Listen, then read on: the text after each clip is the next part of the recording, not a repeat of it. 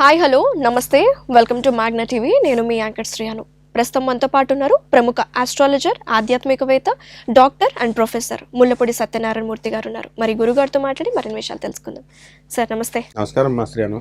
Sir, రీసెంట్గా జరిగిన ఈ సంఘటన మీకు కూడా బాగా తెలుసు. దీన్ని మీరైతే కరెక్ట్గా చెప్తారు అసలు ఏం జరిగింది అని. మన చిలుకూరు బాలాజీ టెంపుల్ ప్రధాన అర్చకులు రంగరాజన్పై ఆయనపై జరిగిన దాడి, దాని వెనుక ఉన్న కారణం ఏంటి సార్? రంగరాజన్ గారు ఆయన చిలుకూరు బాలాజీ అంటే అంతర్జాతీయంగా పేరున్న వ్యక్తి, చాలా గొప్ప వ్యక్తి, ఎంతో సేవ చేశారు. టెంపుల్ కూడా అంత ప్రతిష్ట తీసుకొచ్చారు. అవును. వాళ్ళ డాడీ ఇంకా సౌందర్ రాజన్ గారు అంటే అందరికి హడల్ అనమాట. ముఖ్యంగా ఎండోమెంట్స్ డిపార్ట్మెంట్ కి హడల్. అంటే ఎండోమెంట్స్ డిపార్ట్మెంట్ ఆఫీసర్స్ ఎవరు కూడా సౌందర్ రాజన్ గారు ఉండగా ఒక్కళ్ళు కూడా గడప దాటిలో ఆనుకొచ్చేవారు కాదు, అవకాశం ఈయన ఇచ్చేవాడు కాదు. ఎందువల్లంటే చిలుకూరు టెంపుల్కి ఆయన డైరెక్ట్ ఆయన పత్రిక ఉంది, ఆయన సొంత మ్యాగజైన్ రన్ చేసేవారు అండ్ ప్రజలందరినీ ఎప్పటికప్పుడు చైతన్యపరుస్తూ ఉండేవారు. అండ్ హుండీలు తీసేసి అది ఉంటేనే కదా, డబ్బు ఉంటేనే ఎండోమెంట్స్ డిపార్ట్మెంట్ వస్తుంది, డబ్బులు రానప్పుడు ఎండోమెంట్స్ డిపార్ట్మెంట్ రాదు. అప్పుడు గానగాపురంలో ఫుల్ కలెక్షన్, కానీ వాళ్ళు పంతులు గారులు రానివ్వట్లేదు. ఇది ఇక్కడ రివర్స్ ప్రాసెస్, కర్ణాటకను ఇది.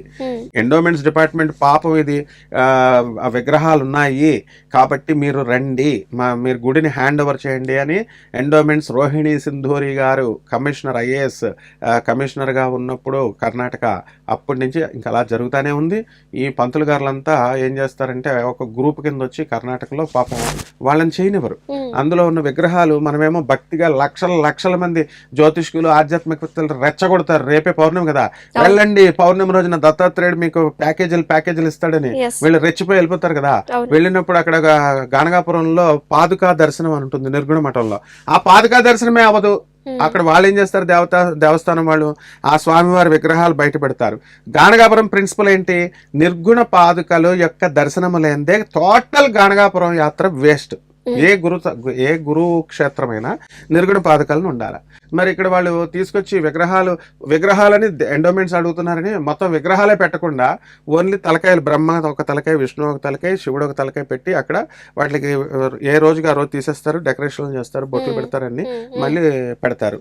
పెట్టి వాళ్ళు సుప్రీంకోర్టుకి ఇప్పుడు జరుగుతోంది. అది ఏమంటున్నారు, మేమేం విగ్రహాలు పెట్టలేదు అంటున్నారు, ఉత్తి పాదుకలు ఉన్నాయి కాబట్టి ఇది హిందూ ట్రస్ట్లోకి రాదు, కాబట్టి మేము మీకు హ్యాండ్ ఓవర్ ఎండోమెంట్స్ పరిధిలోకి రాదు అని చెప్పి అడ్డంగా వాదిస్తున్నారు. అలా మన సౌందర్ రాజన్ గారు ఏం చేశారంటే ఇలాంటివి ఏం చేయకుండా ఇక్కడ రివర్స్, ఇక్కడ పాపం ఈయన డబ్బులు తీసుకోడు, ఏమన్నా డొనేషన్లు ఇచ్చుకుంటే మామూలుగా ఇచ్చుకోమంటారు. అయితే మరి శాలరీస్ అవి ఇవ్వాలి కదా. సో ఎవరు మాట్లాడినా హైకోర్టు, సుప్రీంకోర్టు అంటాడు. ఈ రామరాజ్యం ఆయన వీరరాఘవరెడ్డి అదే అంటాడు. మాట్లాడితే నువ్వు సుప్రీంకోర్టు అంటున్నావు, అడుక్కుంటున్నావు వెళ్ళి జడ్జెస్ ని అని. అంటే జ్యుడిషియరీని ఎప్పుడు అడుక్కోవాలమ్మా, ఎప్పుడు కూడా ఆనరబుల్ జడ్జెస్ అని వాళ్ళని ఎందుకంటారంటే, మనము ఒక డిస్ప్యూట్ మనకి జరుగుతున్నప్పుడు మనము వెళ్ళి వాళ్ళని దేవతల కింద మనం చేస్తాం. అందుకనే మనం ఏమంటే ఓ మై లార్డ్ అంటాం. మెలాడ్ అని ఎందుకంటాం అంటే we respect them as gods అన్నమాట. అందుకని లార్డ్. మరి వాళ్ళని పట్టుకొని ఈ పిచ్చోడు వాళ్ళని జ్యుడిషియరీలోనే ఉన్న వాళ్ళే దొంగలు, జడ్జెసే దొంగలు కాబట్టి వీళ్ళకి సెంట్రల్ గవర్నమెంట్ కి కొన్ని సెక్షన్స్ చెప్పాడు. ఆ సెక్షన్స్ చెప్పి వాడు కూడా బాగా చదువుకున్నాడు,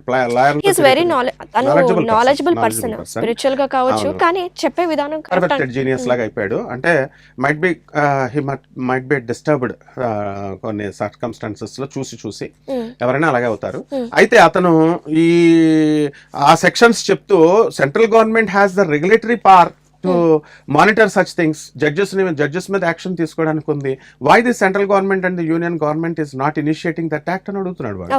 సో అలా అడిగితే ఇప్పుడు పిచ్చోడు ఇప్పుడు దాడి చేసుకున్నాడు, సీసీ కెమెరాలు అన్ని ఫుటేజెస్ దొరికినాయి, రెడ్ హ్యాండెడ్ ప్రూఫ్స్ ఉన్నాయి, దొరికాడు, ఎవిడెన్స్లు ఉన్నాయి. అతనితో పాటు అనవసరంగా ఒక 20 మంది గ్యాంగ్ అందరూ బుక్ అయ్యారు కదా.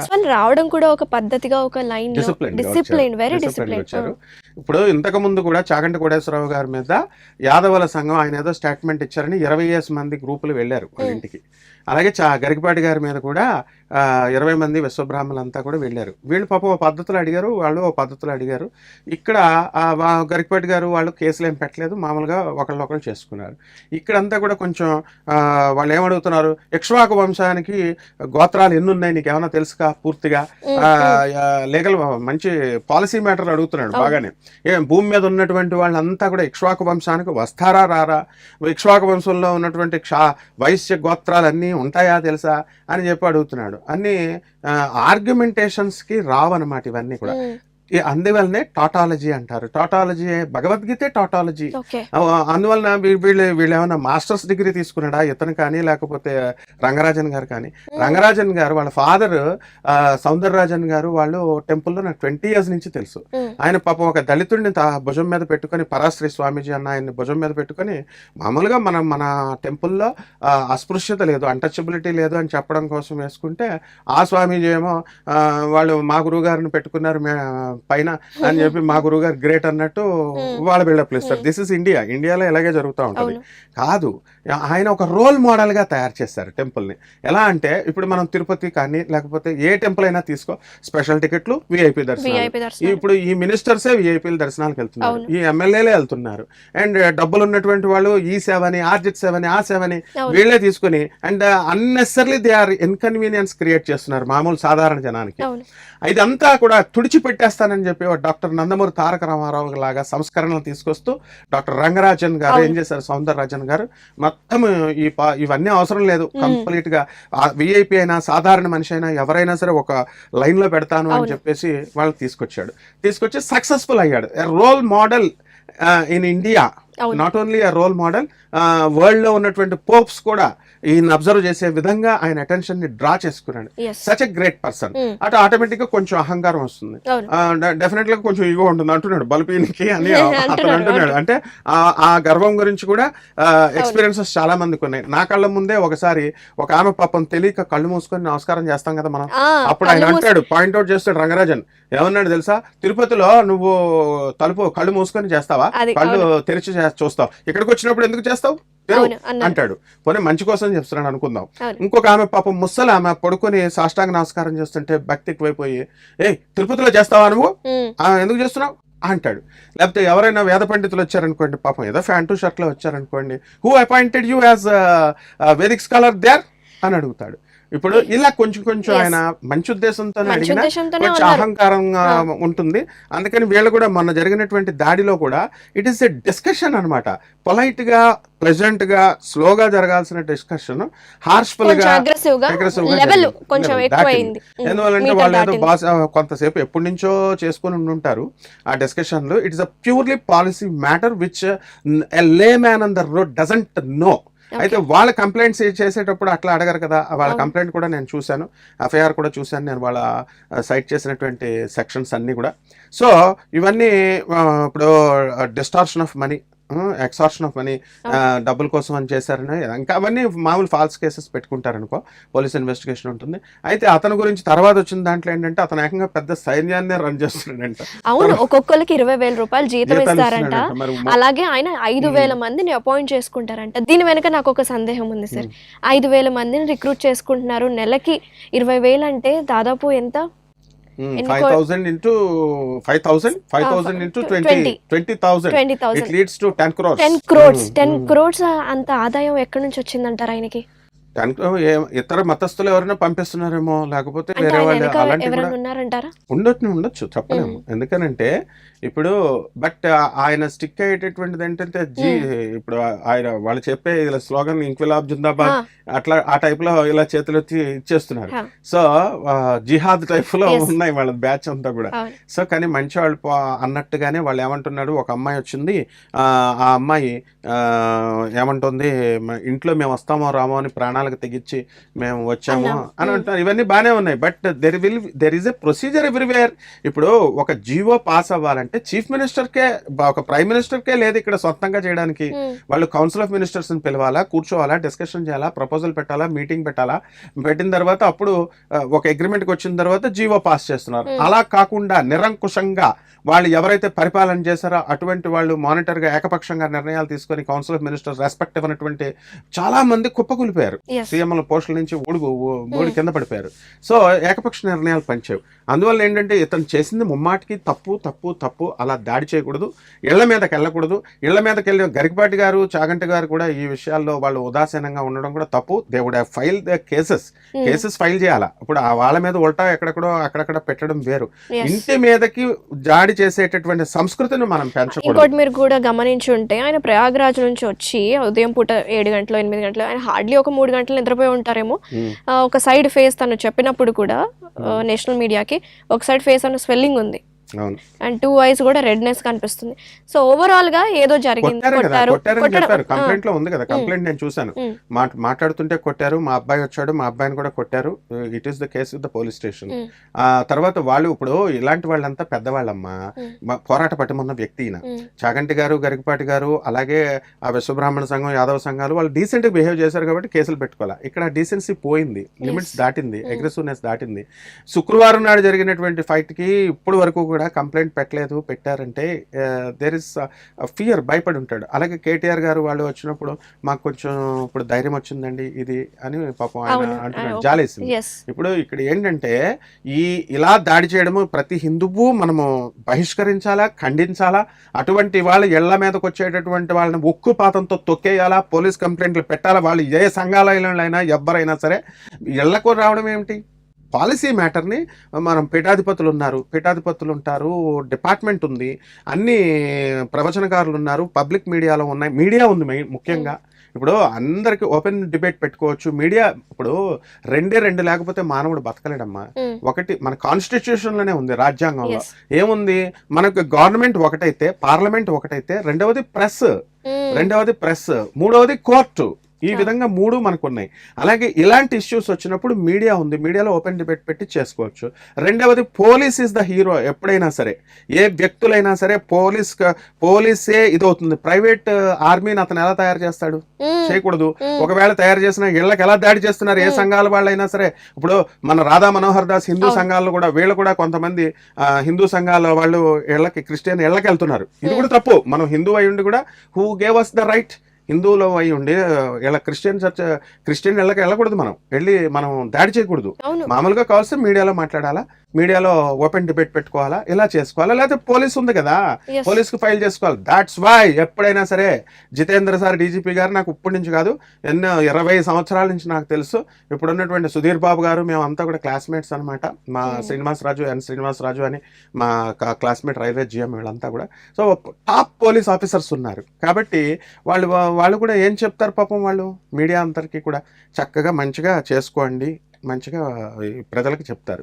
వీళ్ళే వెళ్ళిపోతున్నారు ఇళ్ల మీదకి, వీళ్ళే వార్నింగ్లు ఇచ్చేసుకుంటున్నారు. అసలు గోత్రాల గురించి అడుగుతున్నాడు. గోత్రం ఏమిటి? ఇక్ష్వాకు వంశానికి గోత్రం ఇక్ష్వాకువే, ఆయన గోత్రాలు అన్నీ తెలుసా అంటున్నాడు మొత్తం. అలాగే శివుడికి పార్వతికి పెళ్లి జరుగుతున్నప్పుడు శివుడిని పూజారి గారిని మనం గౌరవిస్తాం కాబట్టి పూజారి గారే శివుడిని అడిగితే శివుడు ఆల్మైటీ అయి ఉండి కూడా ఆయన నవ్వుతూ ఓం అనేది నాకు గోత్రం అంటాడు. ఓము ఈ విధంగా గోత్రం అయింది. గురు పరంపరలో కూడా గోత్రం వస్తుంది. ఇప్పుడు మనకి ఇక్ష్వాకుడికి గురువు మనువు. ఈ మనువు వైవస్వత మనువు, తండ్రే గురువు అయ్యాడు. ఆ కాలంలో తండ్రే గురువు, ప్రధాన గురువు. కాబట్టి ఆ మనువు is the first man on the earth, భూమి మీద పుట్టినటువంటి మొదటి వ్యక్తి ఆయన. కాబట్టి అటువంటి ఆయన మనకి అక్కడి నుంచి మన సృష్టి నిర్మాణం అయింది. కాబట్టి ఆయనకి కొడుకు ఇక్ష్వాకు రాజులు ఎవరండి? మనం హిందూయిజం ఉంది, జైనిజం ఉంది అండ్ బుద్ధిజం ఉంది. ఇక్ష్వాకు వంశంలో హిందూయిజం ప్రకారం గంగ కోసం భగీరథుడు తపస్సు చేశాడు కదా, వాళ్ళ భగీరథుడు ఇక్ష్వాకు వంశం వాడు. రామచంద్ర ప్రభు, రాముడు ఒక్కడే కాదు, ఆ తర్వాత ఆయన లవుడు, కుషుడు, దశరథుడు, వీళ్ళంతా ఇది. ఓకే, జైనిజం ప్రకారము మహావీరుడు కూడా ప్లస్ ఋషభనంద ఆయన కూడా. నెక్స్ట్ మళ్ళీ బుద్ధిజం ప్రకారం గౌతమ్ బుద్ధుడు కూడా ఇక్ష్వాకు వంశం వాడే. అంతేకాదు కృష్ణా వ్యాలీ దగ్గర 3rd and 4th centuries లో మనం పల్లవ డైనాసిటీ వీళ్ళని జయించేటప్పుడు ఇక్ష్వాకు వంశాన్ని క్యాప్చర్ చేసుకున్నది ఆఖర్ రాజు దగ్గర నుంచి ఓడిపోయింది, పల్లవులు లాక్కున్నారు. ఈ విధంగా చరిత్ర ఉంది.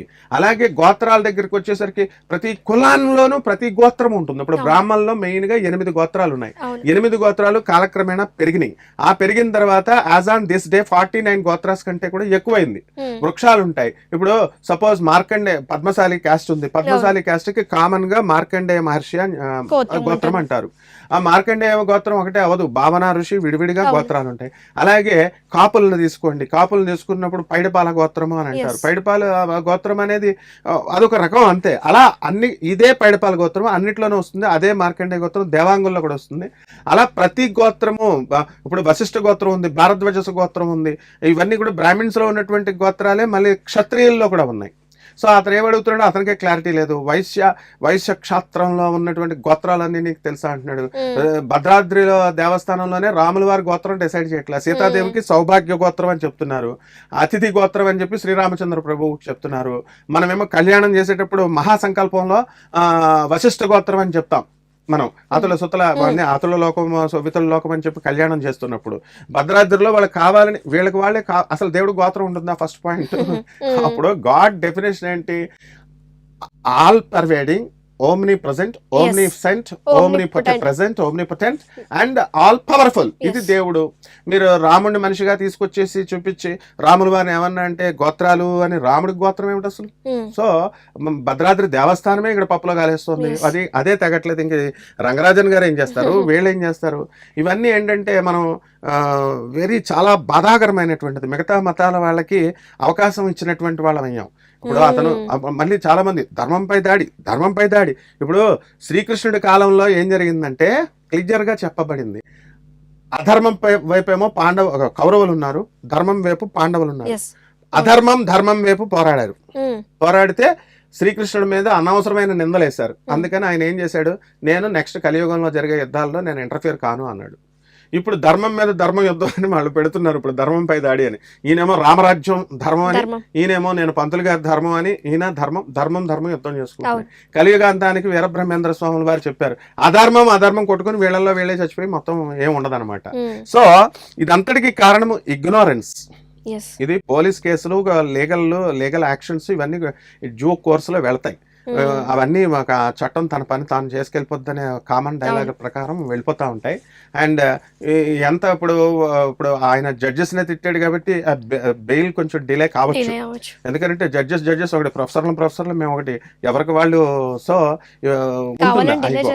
డెఫినెట్లీ గా ఆనరబుల్ జడ్జెస్ అని మనమే రెస్పెక్ట్ ఇస్తుంటే దానికి కూడా ఒక ప్రొసీజర్ ఉంటుంది. కొంచెం డిలే అవుతుంది. ఇవన్నీ తెలుసు అతనికి. నేను what I'm going to say is ఇవన్నీ తెలిసి కూడా రిస్క్ ఎందుకు చేశాడు? What is his motive? వాళ్ళు అంటున్నారు ఆ టెంపుల్ ని హ్యాండ్ ఓవర్ చేసేయమంటున్నాడు, డబ్బులు అడిగాడు దేవస్థానాన్ని అని, సపోర్ట్ చేయమన్నాడు. సపోర్ట్ అనేది బెగ్గింగ్ చేసుకోవాలి కానీ ఇలా డిమాండింగ్ చేస్తే రాదు. అండ్ జగద్గురు అయినటువంటి ఆదిశంకరాచార్యుల వారు ఆయన సాక్షాత్తు పరమశివుడే భూమి మీదకి వచ్చినప్పుడు ఆయన ఇలా మోనోపోలిజం చేయలే, మోనార్క్ గా వ్యవహరించాల. అప్పుడు కాపాలికము, కౌలాచారము, వామాచారము వికటాటహాసం చేస్తూ ఎవరిని వాళ్ళు నరబలులు, జంతు బలులు, యానిమల్ సాక్రిఫైస్, బర్డ్ సాక్రిఫైస్ ఇవన్నీ చేస్తూ తాంత్రిక సెక్స్ పేరిటప్పుడు మన వాళ్ళు చెప్తున్నటువంటివన్నీ కూడా ఆ కాలంలో విస్తృతంగా ఉన్న కాలంలో పరమేశ్వరుడే అరే మానవాళి అసలు గోల్ మర్చిపోయి దారి తప్పుతుంది అని సాక్షాత్తు జగద్గురువులే వచ్చినప్పుడు ఆయన ఏం చేశారంటే తెలుసా, ఒక్కొక్కరిని శాసించలేదు ఆయన. డిబేట్ వెళ్ళి కన్విన్స్ చేశాడు. కౌలాచార పెద్దల్ని కన్విన్స్ చేసి yes our concept is wrong, Adi Shankara is correct అన్నారు వాళ్ళు. అలాగే మిగతా మతం కాపాలికం అన్నీ కూడా కన్విన్స్ చేసి వాళ్ళ చేతి తప్పని అనిపింపజేసి సర్వజ్ఞపీఠానికి సాక్షాత్తు వాళ్ళు ఎన్నుకున్నారు. శంకరాచార్యుల వారు వన్డేనే ఉన్నది సర్వజ్ఞపీఠం మీద జగద్గురువుగా.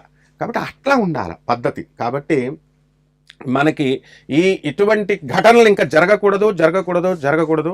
పోలీస్ అత్యద్భుతంగా చేస్తోంది ఈ కేసు. ఎందువల్లంటే పోలీసు లేదే, ప్రొటెక్షన్ లేదే, పోలీసే దేవుడు. పోలీసింగ్ ఇస్ దేవుడు. అది లేకపోతే ఈ రోజున ఏంటి పరిస్థితి? ఇప్పుడు రంగరాజన్ గారు నాకు చాలా జాలేసింది. ఇలా కూర్చొని ఒక పులిలాగా గర్జించేవాడు దేవాలయం వెళ్తే. మన వాళ్ళంతా వెళ్ళి దర్శనాలే పులిలా భయపడుతూ ఉండేవారు. అలాంటిది పాపం ఆయన ఇలా చేతులు కట్టుకొని కూర్చున్నప్పుడు దెబ్బతో నాకు జాలేసింది. ఉమ్, కాబట్టి ఇటువంటి పరిస్థితులు, దురదృష్టకర పరిస్థితులు రాకూడదు. ఎవరు ఇళ్ల మీదకి వెళ్ళేటటువంటి సంస్కృతిని పోలీస్ తొక్కి పడేసేయాలన్నమాట. వాడు ఎవడైనా సరే, ఎటువంటి వాడైనా సరే, police only is the God, police is Yes. The దేవుడు. అంతేగాని నీ రామచంద్రుడు ధనుర్బాణాలు పట్టుకొని వస్తాడా, ఆయన రక్షిస్తాడా అని అన్ని పిచ్చి పిచ్చిగా చేస్తున్నాడు. సో ఇవన్నీ కూడా దురదృష్టకరమైన సంఘటనలమ్మా. కాబట్టి మనము మీడియా, ప్రజలు, హిందువులు అందరూ కూడా ఖండించాల్సినటువంటి విషయం ఇది. yes, మనం తప్పకుండా. రంగరాజన్ గారికి సానుభూతి ప్రకటించాల్సినటువంటి సంఘటన. అవును. కాబట్టి తప్పకుండా ఇలాంటి ఇంకా జరగకూడదని మనం ఆశిద్దాం. ధర్మ మార్గంలో నడిచే మన రంగరాజన్ గారికి డెఫినెట్ గా న్యాయం జరుగుతుంది, మంచిగా జరగాలని మనం కూడా కోరుకుందాం. Thank you so much sir, చాలా గ్రేట్ అండ్ వాల్యుబుల్ ఇన్ఫర్మేషన్, మీ టైం మాకు ఇచ్చినందుకు థ్యాంక్ యూ సో మచ్ అండి. నమస్తే. థ్యాంక్ యూ అమ్మా. నమస్తే.